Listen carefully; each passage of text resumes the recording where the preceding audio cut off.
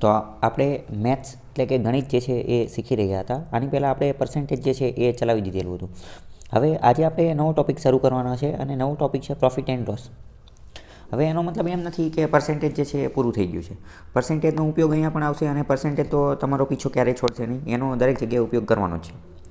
બીજી વસ્તુ, પર્સન્ટેજના પણ હજી અમુક દાખલા જે છે એ બાકી રહી ગયા છે, પણ એ આપણે ડિસ્કસ કરીશું ક્યારે, તો કે હવે હાલ આપણે શું કરીશું, બધા ટૉપિક જે છે એ બધાની બેઝિક વસ્તુ જે છે એ શીખી લઈશું અને પછી આપણે એક્ઝામ વાઇઝ જઈશું, પીવાયક્યુ વાઇઝ, કે પેપરમાં કેવા દાખલા પૂછે છે. એ પીવાયક્યુના આધારે જે રીતના દાખલા આવશે એ પછી પર્સન્ટેજના હોય કે સિમ્પલ ઇન્ટરેસ્ટના હોય, સાદું વ્યાજ, ચક્રવૃદ્ધિ વ્યાજ કે નફો ખોટ, એ બધાના આપણે ત્યારે જોઈશું.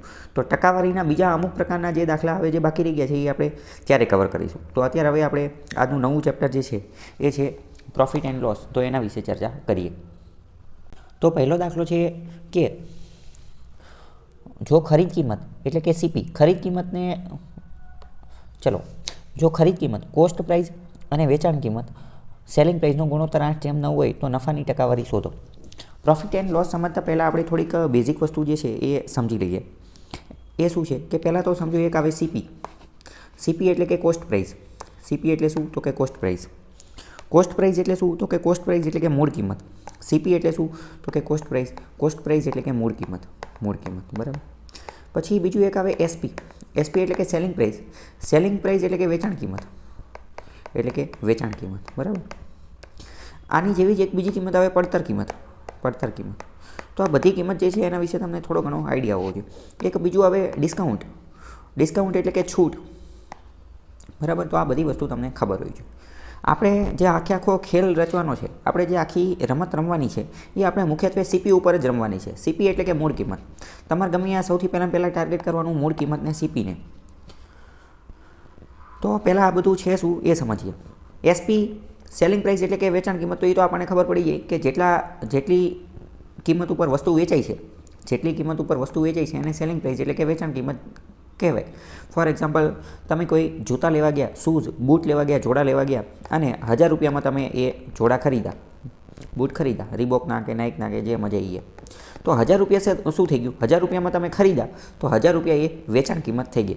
પણ શું જે દુકાનદાર રહ્યો એને 1000માં ખરીદા છે, તો એને તો કંઈ 1000માં નહીં ખરીદા હોય ને, એને તો કોઈ કદી 900માં કે 800માં કે 500માં કે 1200માં કે 1100માં ગમે એટલામાં ખરીદા હોઈ શકે. તો એણે જેટલામાં ખરીદા હોય એને શું કહેવાય, એને સીપી કોસ્ટ પ્રાઇસ એટલે કે મૂળ કિંમત કહેવાય. એને કોસ્ટ પ્રાઇસ એટલે કે મૂળ કિંમત કહેવાય.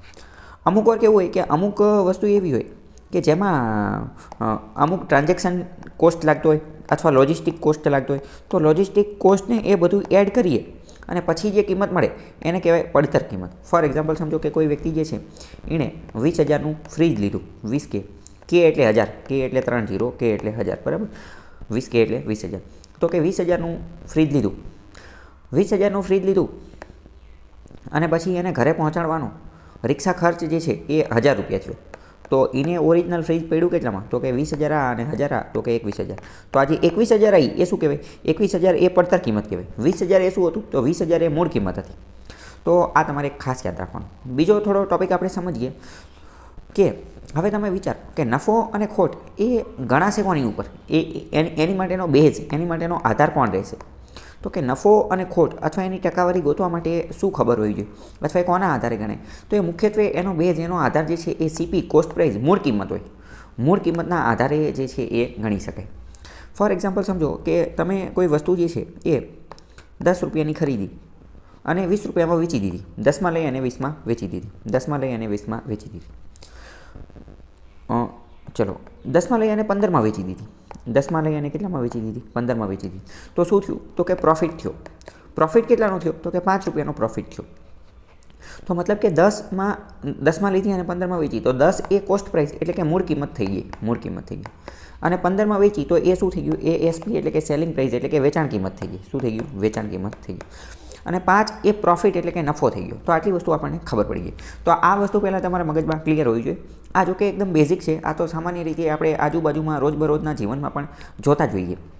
પણ હવે ચલો પ્રશ્ન થાય કે 5 રૂપિયા નફો થઈ ગયો એ તો સમજી ગયા, પણ હવે આપણે આ નફાની ટકાવારી ગોતવી છે.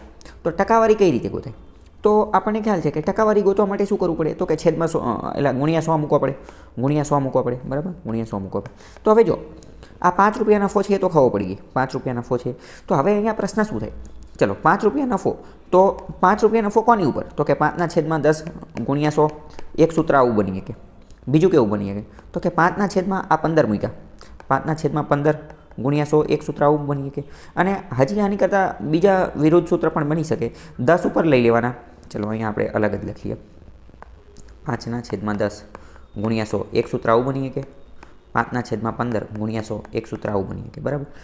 અને બીજું કંઈ એવું બની શકે કે 15/5 ગુણ્યા 100 અને 10/5 ગુણ્યા 100, બરાબર. આવી રીતનું કન્ફ્યુઝન આપણને એક્ઝામમાં થઈ શકે. તો આ બધા આની સિવાય તો કોઈ કન્ફ્યુઝન થાય નહીં, કારણ કે બીજી તે કંઈ રકમ છે જ નહીં. તો આમાંથી સાચું કયું એ તમને ખબર હોવી જોઈએ. તો મોસ્ટ ઇમ્પોર્ટન્ટ તમારે મગજમાં ક્લિયર રાખવાનું છે કે નફો અને ખોટ હંમેશા ગણાય કોની ઉપર, તો કે કોસ્ટ પ્રાઇસ ઉપર, એટલે કે મૂળ કિંમત ઉપર.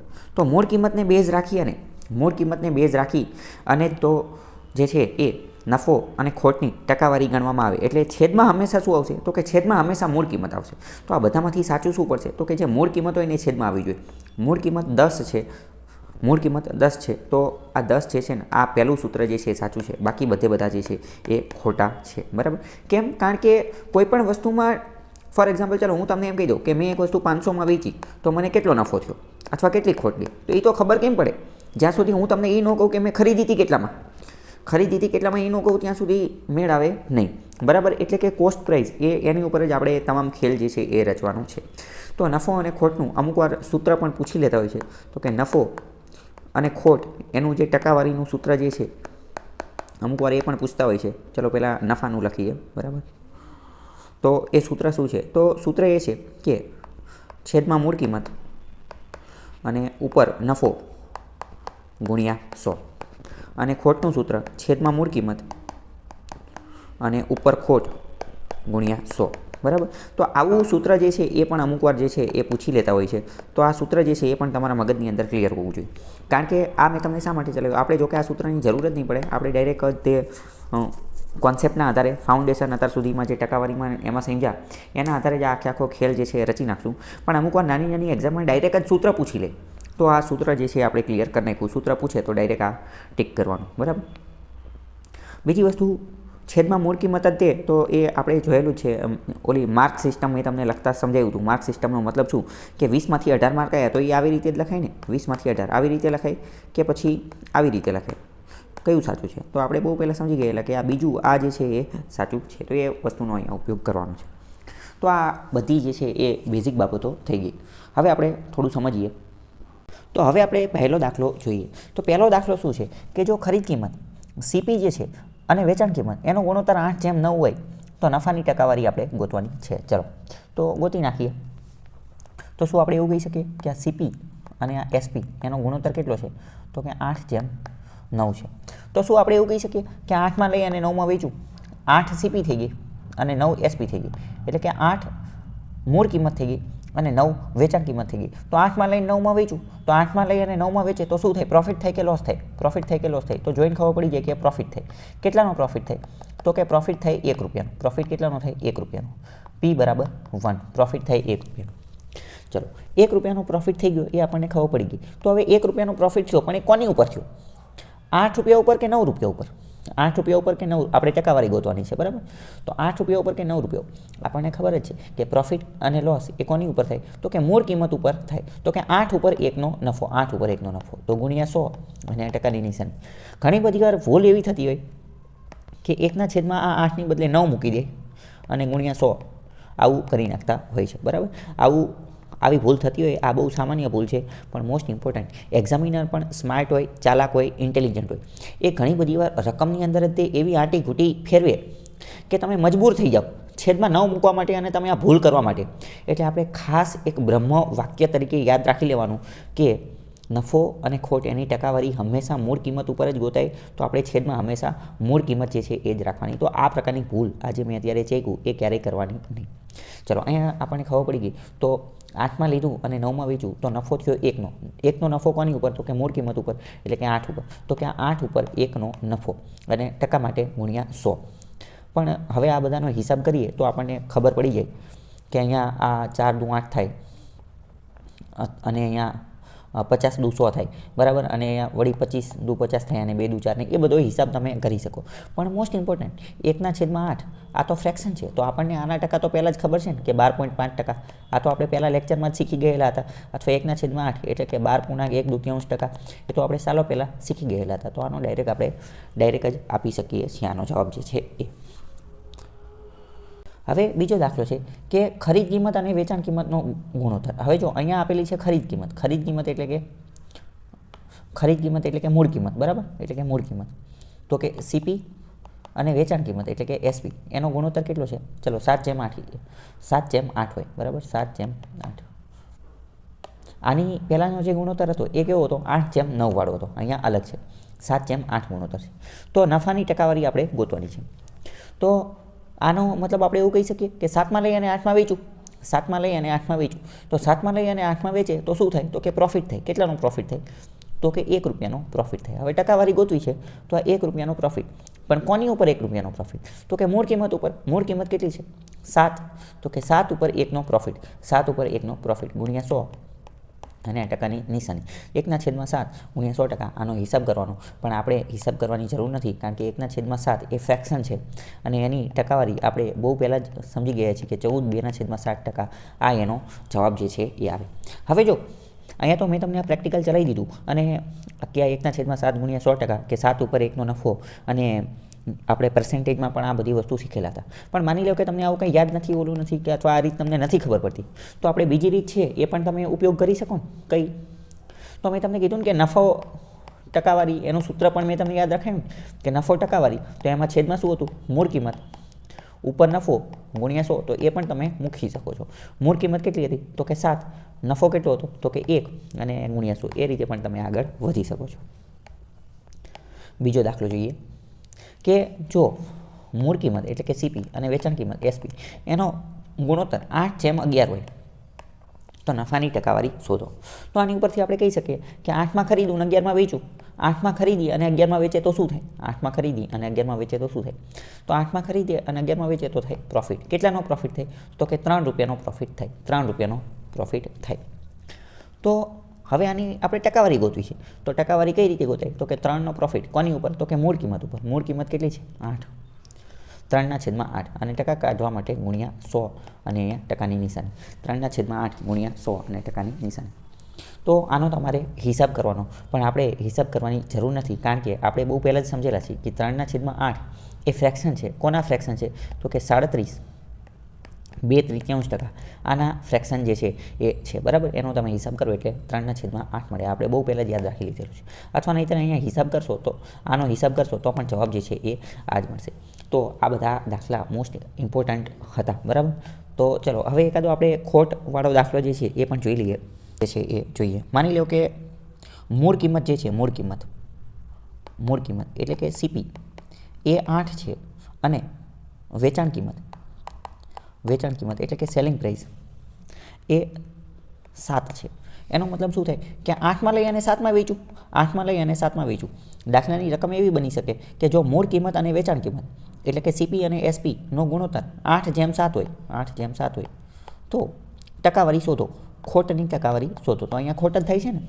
8માં લઈ અને 7માં વેચું. તો 8માં લઈને 7માં વેચું તો ખોટ થાય. કેટલાની ખોટ થાય? તો કે ખોટ 1 રૂપિયાની થાય છે. તો કે આ 1 રૂપિયાની ખોટ કોની ઉપર? આ 1 રૂપિયાની ખોટ એ મૂળ કિંમત એટલે કે 8 ઉપર થાય. તો 1/8 ગુણ્યા 100 અને ટકા. ન ખબર પડે તો ખોટ ટકાવાળું સૂત્ર આપણને ખબર છે એ મૂકીને પણ તમે કહી શકો છો. તો 1 રૂપિયાની ખોટ, આ 1 રૂપિયાની ખોટ કોની ઉપર? તો કે 8 ઉપર. 8 ઉપર 1ની ખોટ ગુણ્યા 100%. તો પણ આનો પણ તમે હિસાબ કરી શકો છો. પણ આપણને ખબર જ છે કે 1/8 એ ફ્રેક્શનમાં ઓલરેડી 12.5% થાય છે. તો આનો જવાબ શું આવશે? 12.5% આવશે. ચલો આ દાખલો પણ એવી રીતે કરીએ. માની લો કે મૂળ કિંમત અને વેચાણ કિંમત એનો તફાવત જે છે કે એ 11/8 છે. એનો મતલબ શું કે 11માં લઈ અને 8માં વેચી દીધું. 11માં લઈ અને 8માં વેચ્યું તો એનો મતલબ શું થયો? લોસ થયો. તો લોસ કેટલાનો થયો? 3નો લોસ થયો. તો કે આ 3નો લોસ કોની ઉપર? તો કે મૂળ કિંમત ઉપર. 3નો લોસ એ 11 ઉપર. 3/11 ગુણ્યા 100 અને ટકા, બરાબર. તો હવે આનો જવાબ જે છે એ શું આવશે? તો કે 300/11 11%. અને આનો થોડોક પોઈન્ટમાં જવાબ જે છે એ આવશે. પણ ઇન શોર્ટ આપણે રીત જે છે એ આ રીતનો ઉપયોગ કરી શકીએ છીએ. ચલો પહેલો દાખલો પણ આવી જ રીતે ખોટના આધારે ગણીએ. તો શું કહે છે કે માની લો કે મૂળ કિંમત એટલે કે સીપી, મૂળ કિંમત એટલે કે સીપી અને વેચાણ કિંમત એનો ગુણોત્તર જે છે એ 9:8 હોય. 9:8 એટલે કે 9માં લઈને 8માં વેચું, 9માં લઈને 8માં વેચું તો શું થાય? તો કે લોસ થાય. કેટલાનો? 1 રૂપિયાનો લોસ. તો 1 રૂપિયાનો લોસ કોની ઉપર? તો કે મૂળ કિંમત એટલે કે 9 ઉપર. 1/9 ગુણ્યા 100 અને ટકા, બરાબર. અને 1/9નો રેશિયો તો આપણને ખબર જ છે, 11 1/9%. તો આવી રીતે તમે આ બધા દાખલા જે છે ગણી શકો છો. આની જેવા બીજા દાખલાની પ્રેક્ટિસ તમારે કરવાની છે. એની PDF હું તમને મોકલી દઈશ હોમવર્ક માટેના દાખલાની.